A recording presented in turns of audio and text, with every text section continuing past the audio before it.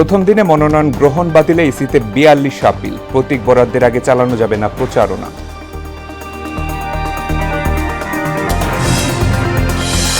খুলনায় নেই কৃষি পণ্যের সুষ্ঠু বিপণন ব্যবস্থা, কম দামে বেচতে বাধ্য হচ্ছেন চাষি।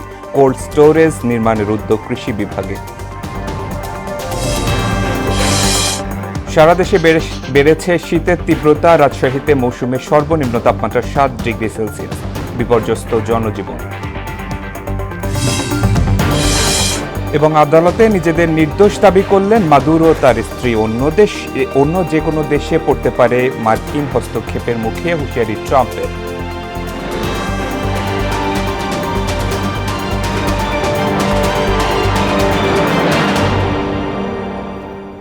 আসসালামু আলাইকুম, স্বাগত মোহনা সংবাদে। এতক্ষণ শুনছিলেন শিরোনাম, পুরো সংবাদ জুড়ে আছি শেখ সাব্বির হোসেন। নির্বাচনে রিটার্নিং অফিসার কর্তৃক মনোনয়নপত্র গ্রহণ ও বাতিলের আদেশের বিরুদ্ধে প্রথম দিনে কমিশনে ৪২টি আপিল দায়ের করা হয়েছে। এর মধ্যে মনোনয়নপত্র বাতিলের আদেশের বিরুদ্ধে ৪১টি এবং মনোনয়নপত্র গ্রহণের বিরুদ্ধে একটি আপিল দায়ের করা হয়েছে। সোমবার রাজধানীর আগারগাঁও নির্বাচন কমিশন ভবনে আপিল দায়ের কেন্দ্রে অঞ্চলভিত্তিক 10টি বুথে এই আপিল দায়ের করা হয় বলে ইসি থেকে জানানো হয়েছে। এদিকে নির্বাচনের প্রতীক বরাদ্দের আগে কোনো রাজনৈতিক দল, প্রতিদ্বন্দ্বী প্রার্থী বা তার পক্ষে অন্য কোনো ব্যক্তি নির্বাচনী প্রচারণা চালাতে পারবেন না বলে এক সংবাদ বিজ্ঞপ্তিতে জানানো হয়েছে। এর আগে মনোনয়নপত্র বাতিল ও গ্রহণের সিদ্ধান্তের বিরুদ্ধে গতকাল আপিল শুরু হয়েছে, যা চলবে ৯ জানুয়ারি পর্যন্ত, আর নিষ্পত্তি হবে 10 থেকে 18 জানুয়ারি পর্যন্ত।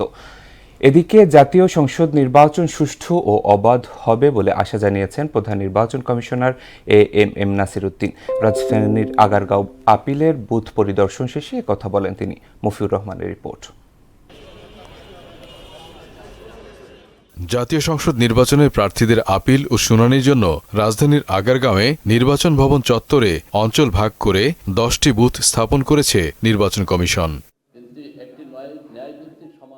বুথে সকাল থেকে সারা দেশ থেকে আসেন মনোনয়ন বাতিল হওয়া প্রার্থীরা।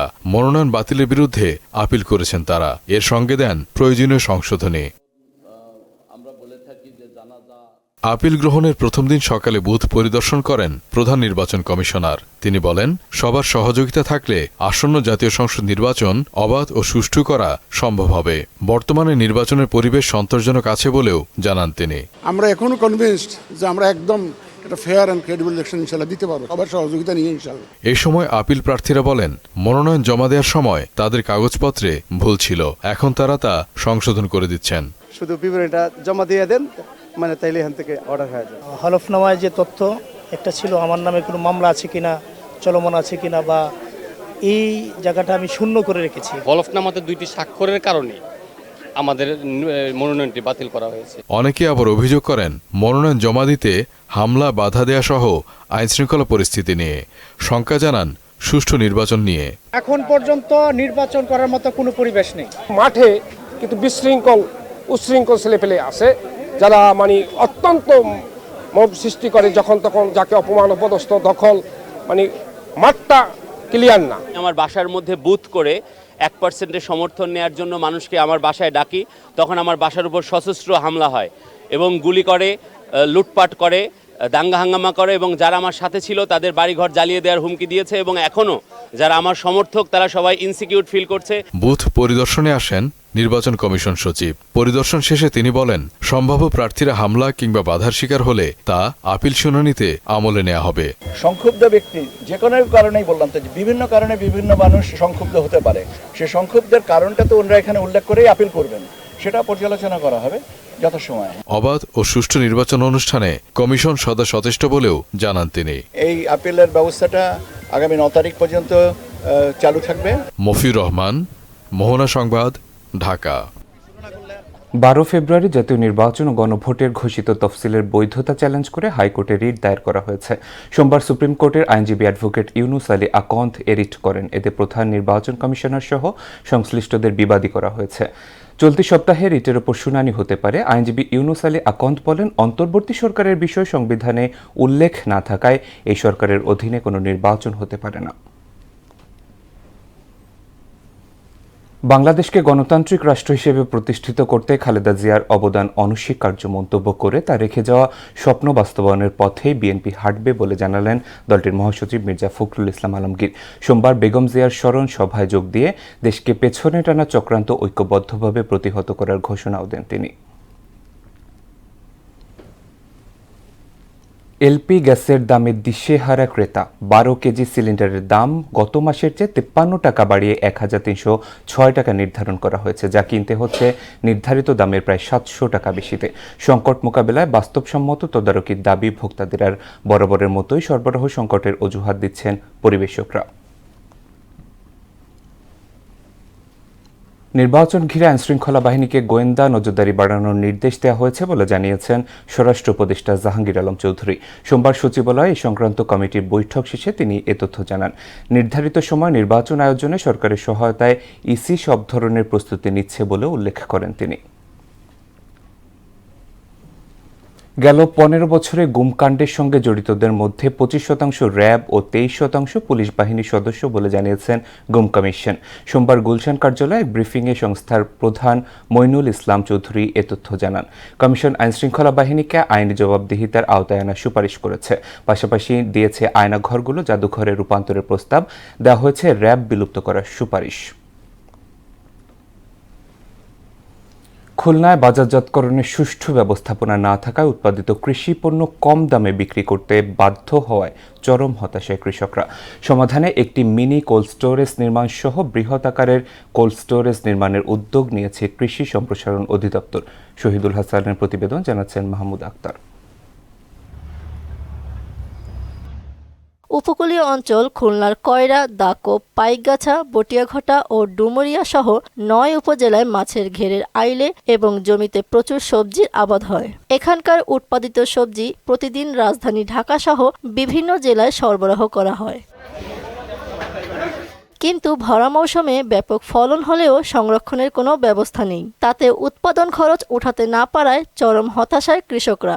কোল্ড স্টোরেজ আলু সংরক্ষণ করে বিভিন্ন কায়দায়, কিন্তু ওখানে আলু বেশি হয়, কিন্তু দক্ষিণবঙ্গে আমাদের এলাকায় প্রচুর সবজি, এখানে কিন্তু সেই ব্যবস্থা নেই। 15-20 দিন যদি একটু রেখে বিক্রি করা যায় তাহলে হয়তো দেখা যাচ্ছে কিছুটা দাম বেশি পাওয়া যায় বলে মনে হয়। আমাদের এই মালগুলো যখন অতিরিক্ত হয়ে যায় তখন মনে করেন যে আমরা বাজারে বিক্রিগুলো করতে পারি না। গুদামজাত করে রাখার কিংবা ফ্রিজিয়ার পরিবেশ যদি থাকতো তাহলে মনে করেন জিনিসটা আমরা সঠিকভাবে দামটা পেতাম।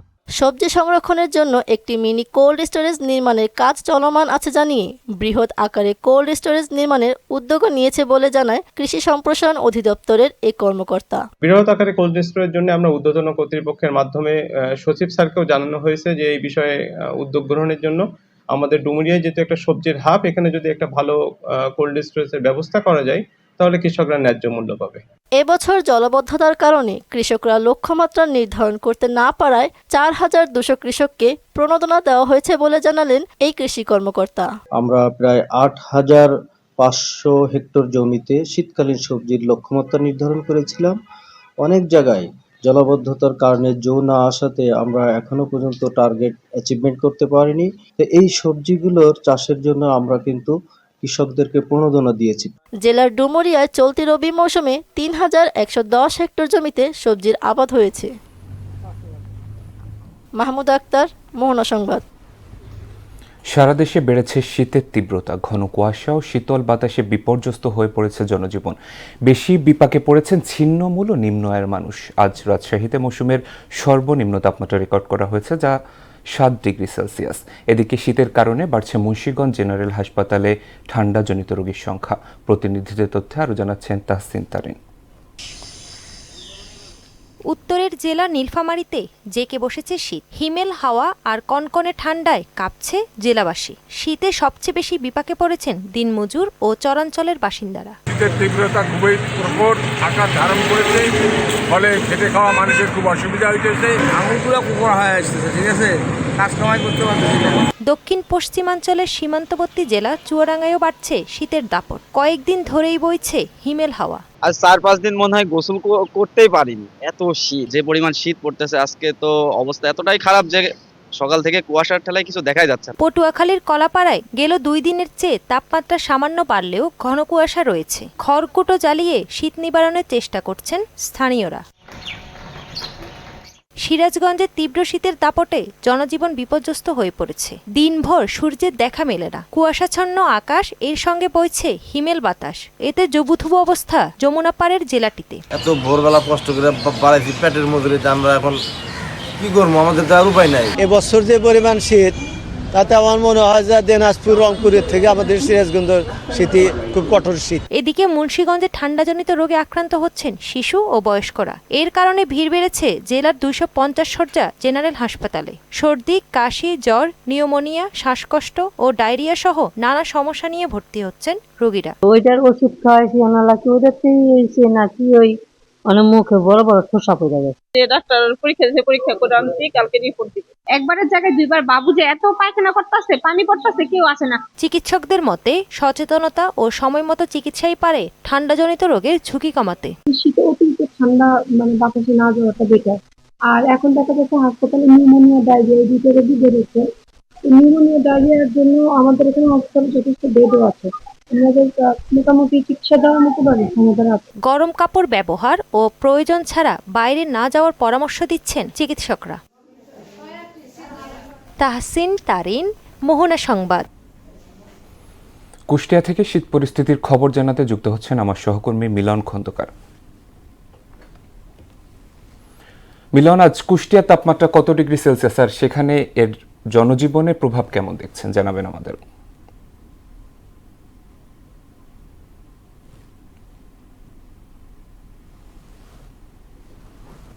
জি সাপির, আপনি যেমনটা বলছিলেন, কনকনে শীত আর ঘন কুয়াশায় কিন্তু গত কয়েকদিন বেলা বাড়লেও সূর্যের দেখা কিন্তু মেলেনি কুষ্টিয়ায়।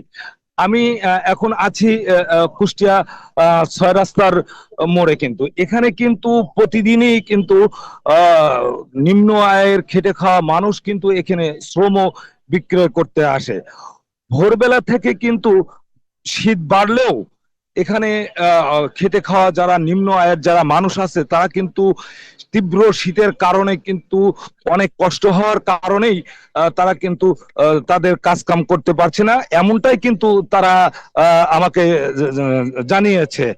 তবে আমি আরেকটা বিষয় আপনাকে একটু বলে রাখি যে এই ঘন কুয়াশা এবং শীতের কারণে কিন্তু কুষ্টিয়ায় যে হাইওয়ে যে মেন রোড গুলো আছে এই রোড গুলোতে কিন্তু কুয়াশার চাদরে ঢেকে যাওয়ার কারণেই কিন্তু অনেক গাড়ি দূরপাল্লার যে পরিবহন গুলো আছে এই পরিবহন গুলোতে কিন্তু হেডলাইট জ্বালিয়ে চললো। কিন্তু কুষ্টিয়ায় কয়েকদিনের ভিতরেই কিন্তু সড়ক দুর্ঘটনা কিন্তু বেড়েছে এবং এই সড়ক দুর্ঘটনায় কিন্তু নিহতর খবরও কিন্তু পাওয়া গিয়েছে। তো আমি আপনাকে আরেকটা বিষয় বলে রাখি যে আমি এই তীব্র শীতের বিষয়ে কুষ্টিয়া আবহাওয়া অধিদপ্তরে কথা বলেছি।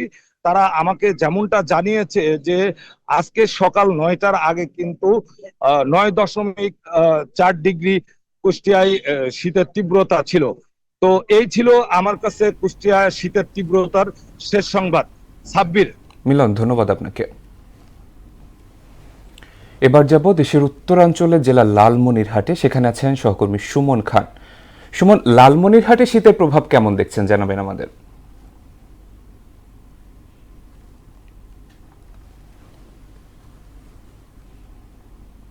শীতেরও দাপট কিন্তু ব্যাপক বেড়েছে, পাশাপাশি যে শিরশিরে বাতাস এবং ঘন কুয়াশার কারণে উত্তরের জনপদ এবং ছিন্নমূল মানুষের জীবন কিন্তু একেবারে বিপর্যস্ত হয়ে পড়েছে। পাশাপাশি যদি আমি বলি যে এই ঘন কুয়াশার কারণে এবং শীতের কারণে মানুষের যে খেটে খাওয়া যে দিনমজুর মানুষগুলো রয়েছে তারা কিন্তু কাজে যেতে পারছে না এবং কাজে যেতে না পারার কারণে তারা কিন্তু খেয়ে না খেয়ে দিনাতিপাত করছে। আমরা গত 3 দিন ধরে লক্ষ্য করতেছি উত্তর অঞ্চলে তথা লালমনিরহাট জেলা শুরু থেকে কিন্তু এই শীতের প্রকোপটা অনেকটা বেশি, যেহেতু পাশেই হিমালয় পর্বত, এই জন্যই শীতের প্রকোপটা বেশি এবং কুয়াশার প্রকোপটা বেশি। আমরা দেখেছি যে এই কুয়াশা এবং ঘন কনকনে ঠান্ডার কারণে যে খেটে খাওয়া মানুষ তারা কিন্তু মাঠে যেতে পারছে না, মাঠে না যাওয়ার ফলে কিন্তু তারা কাজও খুঁজে পাচ্ছে না, এবং কাজ না করার কারণে তারা কিন্তু দিনাতিপাত করছে। পাশাপাশি যে এই যানবাহনগুলো রয়েছে সেগুলোও কিন্তু দিনভর হেডলাইট জ্বালিয়ে তারা যানবাহন চলাচল করছে এবং সড়ক দুর্ঘটনারও ব্যাপক ঘটছে।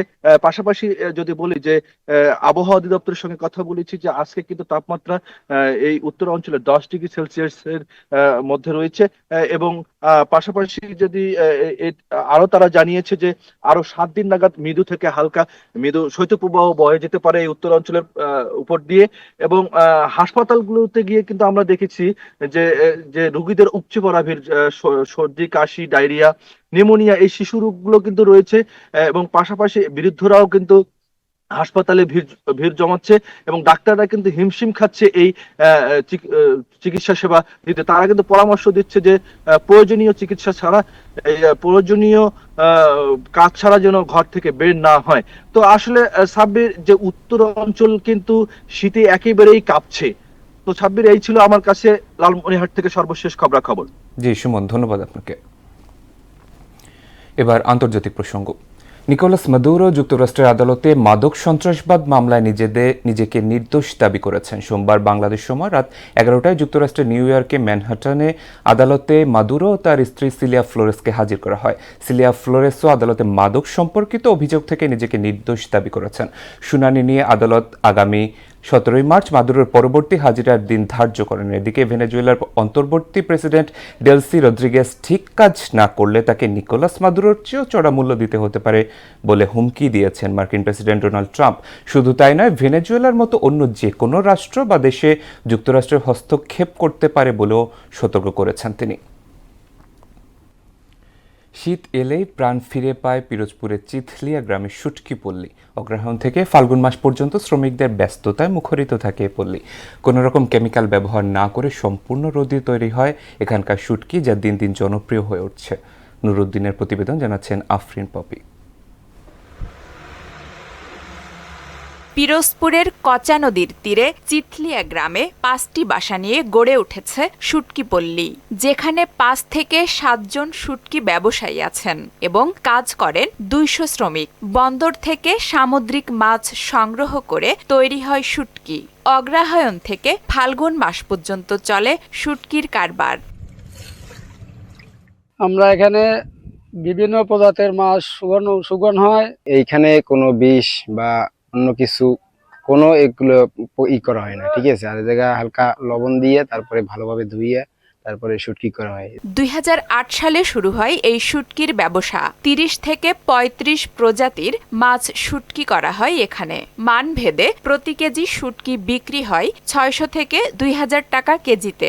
আমরা এখান থেকে শুটকি করে আপনার চট্টগ্রামে এখানে চালান করি, তারপর ওখান থেকে উত্তরবঙ্গে অনেক জায়গায় মাছ ছড়াইয়ে যায়। কোনো বছর লাভ হয়, কোনো বছর সমান হয়, কোনো বছর আবার লস হয়। শুটকি বেডের সাথে জড়িতদের প্রশিক্ষণের আওতায় নিয়ে এসেছে জেলা মৎস্য অধিদপ্তর। সরকারের এখানে দেখভাল করার সুযোগ আছে এবং দেখভাল করতেছে। মৎস্য অধিদপ্তর এখানে যে সমস্ত শুটকি বেডের সাথে যারা জড়িত তাদেরকে প্রশিক্ষণের আওতায় নিয়ে এসছে এবং এখানে একটি শুটকি উন্নয়ন কার্যক্রম বিষয়ক একটি শীর্ষক প্রকল্প কার্যকর প্রস্তাবনা রয়েছে।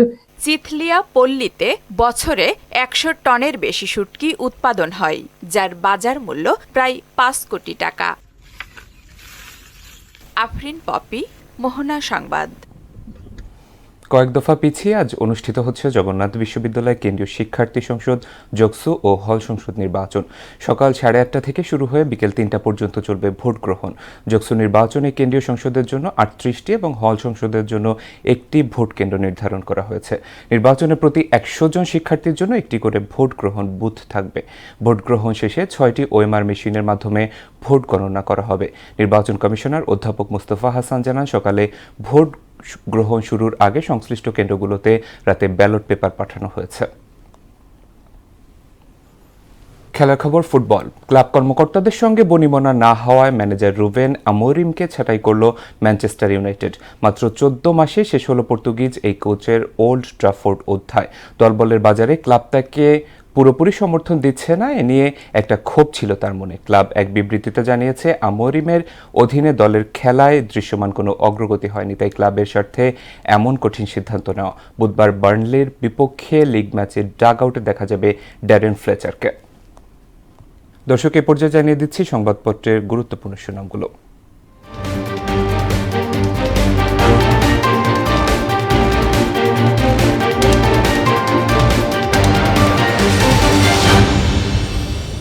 শুরুতেই প্রথম আলো। জাতীয় সংসদ নির্বাচন, তারেকের ব্যয় নিজের টাকায়, শফিকুরের বড় অংশ দল থেকে, র্যাব বিলুপ্তি ও গোয়েন্দা সংস্থা সংস্কারের সুপারিশ, যুক্তরাষ্ট্রের আদালতে মাদুরো, আমি এখনো আমার দেশের প্রেসিডেন্ট, ঢাকায় এনসিপির ৮ প্রার্থীর 2জনই কোটিপতি।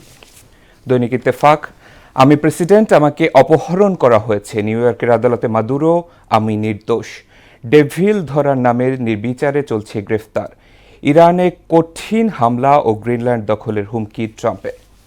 সমকাল, বিএনপির ৮৩% প্রার্থী কোটিপতি, 100 কোটি 7 জন, আমি এখনো প্রেসিডেন্ট, আমি নির্দোষ, আমাকে ধরে এনেছে। চট্টগ্রামে 32 প্রার্থীর স্ত্রীর সম্পদ বিশ্লেষণ, আয়হীন স্ত্রীর 43 কোটি টাকার সম্পদ। বাংলাদেশ প্রতিদিন, হঠাৎ হওয়া কোটিপতি এবং নির্বাচনের রাজনীতি, আব্দুল আওয়াল মিন্টু, অর্থনীতি পুনরুদ্ধারে সক্ষমতা আছে একমাত্র বিএনপিরই, আইপিএলের সব খেলা সম্প্রচার বন্ধের নির্দেশ। যুগান্তর, বাংলাদেশে নিষিদ্ধ আইপিএলের সম্প্রচার, পুলিশ ও প্রশাসনে থেমে গেছে কাজের গতি, পরবর্তী সরকারের দিকে তাকিয়ে সবাই, আদালতে মাদুরো, আমাকে ধরে আনা হয়েছে, আমি এখনো প্রেসিডেন্ট। সবশেষে the daily star, no women on tickets of 30 parties, only 109 of 2,568 JS aspirants are female. Bangladesh's existence rooted in liberation wars. Is Tariq likely visit Bogura on Sunday? I am still president of Venezuela. Maduro tells NY court, pleads not guilty to narco-terrorism charges, slams US ops. এই ছিল সংবাদপত্রের গুরুত্বপূর্ণ শিরোনামগুলো। শেষ করব মোহনা সংবাদ, যাবার আগে শিরোনামগুলো আরও একবার।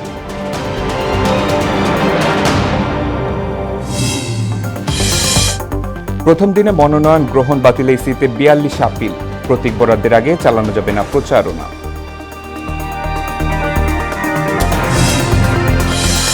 খুলনায় নেই কৃষি পণ্যের সুষ্ঠু বিপণন ব্যবস্থা, কম দামে বেচতে বাধ্য হচ্ছেন চাষি, কোল্ড স্টোরেজ নির্মাণের উদ্যোগ কৃষি বিভাগের। সারা দেশে বেড়েছে শীতের তীব্রতা, রাজশাহীতে মৌসুমের সর্বনিম্ন তাপমাত্রা 7 ডিগ্রি সেলসিয়াস, বিপর্যস্ত জনজীবন।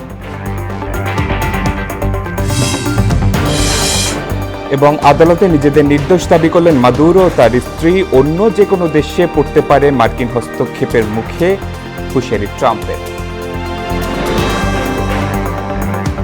এই ছিল মোহনা সংবাদে। পরবর্তী সংবাদ দেখবেন দুপুর 1টার আগে, সকাল 11টায় দেখবেন সংবাদ এক নজরে। মোহনার সবশেষ খবর জানতে ভিজিট করুন www.mohana.tv। সংবাদ দেখতে পারেন ফেসবুক এবং ইউটিউবে। এতক্ষণ সঙ্গে থাকার জন্য ধন্যবাদ সবাইকে।